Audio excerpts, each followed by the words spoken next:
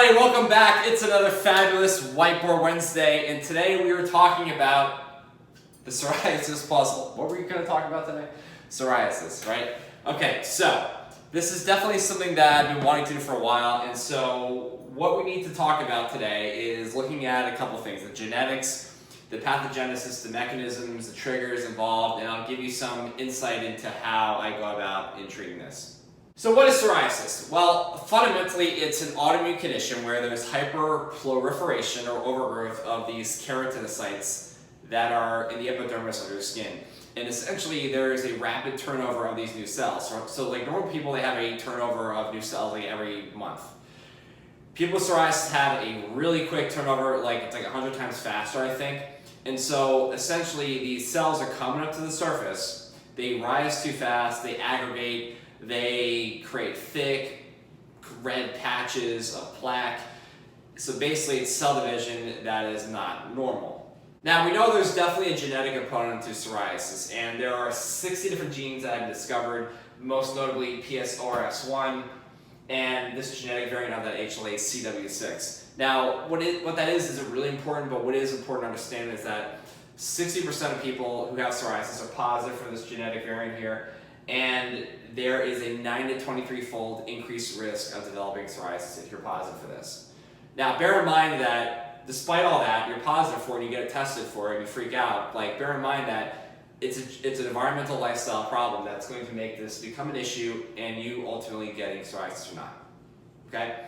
The other thing I'll mention is that in this one study, it shows that 70% of people who are positive for anti-nuclear antibodies and dsDNA antibodies, which are used in lupus, have psoriasis as well. So that's just one study, but you know, it's something that we can consider maybe, because if there are antibodies against this, maybe it's correlated with psoriasis.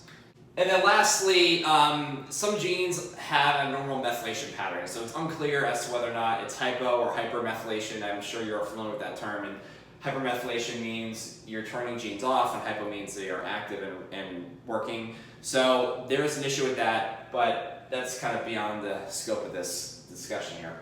Now here's the thing we really need to grasp. Psoriasis is beyond just a dermatological nuisance or some embarrassing skin disease. It has systemic implications. Think about it. There's inflammation, there's antibodies, there's cytokines, like all these compounds that can cause damage elsewhere. All right? It's not a localized skin issue half the time. And this goes for other autoimmune disease too. But studies show that people who have psoriasis can be at an increased risk for high triglycerides, hypertension, coronary artery disease, type 2 diabetes. Okay, so this is pretty profound. And so coronary artery plaques have been also found in people with psoriasis, but here's the thing. It doesn't mean you're going to have this if you have psoriasis, but the studies show that there's a higher prevalence of diabetes and cardiovascular disease that correlates with the severity of psoriasis. So if it gets worse and you're doing nothing about it, then yeah, you're at an increased risk for all these complications. Okay, so let's check out some of the mechanisms involved. Now, stress, pathogens, infections, toxins are all real candidates for contributing to psoriasis. We'll talk about pathogens and infections in a minute, but we definitely know that they're involved. Nonetheless, whatever it is, that can be picked up by an antigen-presenting cell, a macrophage, a dendritic cell, natural killer cell, whatever. And so that can stimulate T cells, which go on to damage your epidermis. Okay? Now, the pathogens and toxins themselves can also potentially damage the epidermis. But nonetheless, here's what is happening. When you have cytokines that are floating around the body from inflammation, they damage the keratinocytes, right, in the epidermis. And when that happens, they release these antimicrobial peptides known as S100, LL37, and so forth. And they go on to stimulate the plasmacytoid dendritic cells, which release interferon alpha, another cytokine, which stimulates myeloid dendritic cells, which release more pro-inflammatory cytokines, which ultimately induce the release of Th17, which are the most noxious cytokines out there, CD8, cytotoxic cells, and more T cells. But the thing with Th17 is that they are virtually known to be present in all types of autoimmunity. These cells release a torrent of cytokines, which damages the tissue even further. And ultimately, they activate B cells, antibodies, which drives the maintenance of psoriatic inflammation. So, in a nutshell, overactive interleukin-17 and all the cytokines that come after it, interleukin-6, 17, 21, and so forth, they all activate and damage the keratinocytes, and it becomes one massive chain reaction. T cells start to attack it as well, and that leads to hyperproliferation, like we talked about before, overgrowth of the keratinocytes in the epidermis, where they grow beneath the skin and cause the plaque that you're experiencing. So research denotes that there are infections correlated with psoriasis. Now, we don't have it all figured out, but we have some idea, and we know that human papillomavirus is one that can trigger psoriasis. Fungus, candida, and malassezia, this one causes dandruff, for example. And then there is evidence that shows that there is a decrease in Bacteroides and an increase in fecal bacterium in subjects with psoriasis. And lastly, H. pylori. Now, I can tell you from my own experience with working with women who have psoriasis that I've seen this a lot. I actually had one who had H. pylori, we found out, and once we tackled that, that really was the biggest difference that we saw in her symptoms and her relief. Along with other things, but if we didn't find this, she probably would have been still stuck with her psoriasis. So infections definitely have a role, and you definitely want to rule this one out if you have psoriasis or even rosacea. I mean, I've seen evidence for that as well, and I've seen people with rosacea have H. pylori too. So these are the infections that I've pointed out, but bear in mind that there may be others, but this is what I've seen. So you can deal with infections and toxins and heal your gut and remove all these pro-inflammatory foods, whatever, but if you're dealing with stress, you're going to continue to run into a brick wall. And I've seen this with clients time and time again, because this is really the Achilles heel of psoriasis. You can do everything right, but if you have this going on from the past or domestic life and daily living, you're going to be stuck and have flare-ups, okay? And the research shows this. So think about this, the psychosocial impact of psoriasis, how psoriasis affects your psychological health, right? Do you have anxiety? Are you worrying all the time? Are you in fear? How it affects your social life. Are you embarrassed, right, when you go out in public? How that social atmosphere affects your mental health. What are people saying? Are people, detaching from you and that sort of stuff because you're different or weird? I don't know, I'm just making things up. The point here is that psoriasis can have a psychosocial impact on many people, and oftentimes it does, which leads to more stress and affects social functioning. So stress from fear of a flare or being stigmatized from people in public and reactions from others, right? Fearing of being an outcast. That can lead to more poor confidence, right? Rejection, shame, poor interpersonal skills, right? It can affect all sorts of relationships. And studies show that upwards of 83% of people suffering with psoriasis adopt some sort of coping mechanism attitude by hiding their skin, avoiding activities, as isolating, social withdrawal, things like that. So it extends beyond just a skin issue, as you can see, right? Not only internally, but externally, and your relationships with other humans. But we also can't just focus on the present stress and things that go on in our daily life with work and our relationships and domestic life, but we have to look retrospectively and think about, did we go through any trauma, or do we have any rejection or abandonment or abuse as a child? Because we know that ACEs, adverse childhood experiences, disturbs the neurobiological development and hardwires the brain, and it pretty much establishes the stress response. So when that happens, you carry that over into your adulthood. And so the sympathetic nervous system responds to a lot of things early on, and so you start to have a hypersensitivity to things now, right? So if you're freaking out about the mailman, not delivering your package, that's a hyper response that it may be because of an abuse or some sort of trauma you had as a kid. But overall, cortisol is involved in here, and a lot of other hormones too, that causes wear and tear on your body, and that's how it can cause a degenerative issue where the immune system is really fired up, and that can trigger autoimmunity. And the studies have drawn this connection, which is why it's so profound. And so, for example, we see that people who have gone through physical abuse, emotional abuse, sexual abuse, emotional neglect, generally have a stronger, more severe form of psoriasis.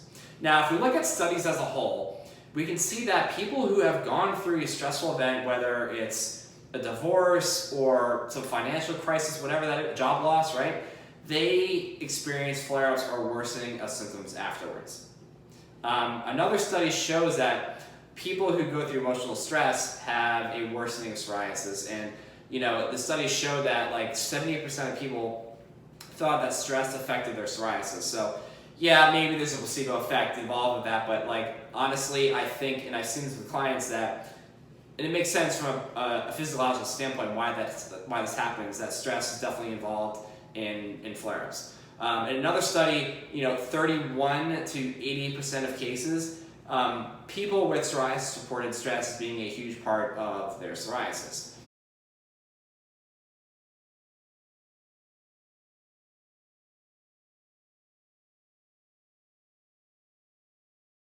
So here's how stress exacerbates and perpetuates psoriasis.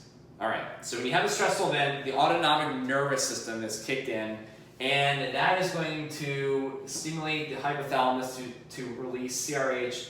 That's going to stimulate the pituitary to release ACTH. And what first happens is that the adrenal medulla will kick out adrenaline and noradrenaline.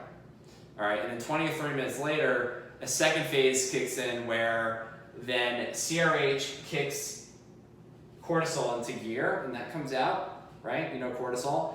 And cortisol is a double-edged sword, so it can be high for a long period of time during chronic stress, which is damaging to the body. And what can also happen is that it can be low because the body just can't keep up with demand. So either way, though, this is a problem.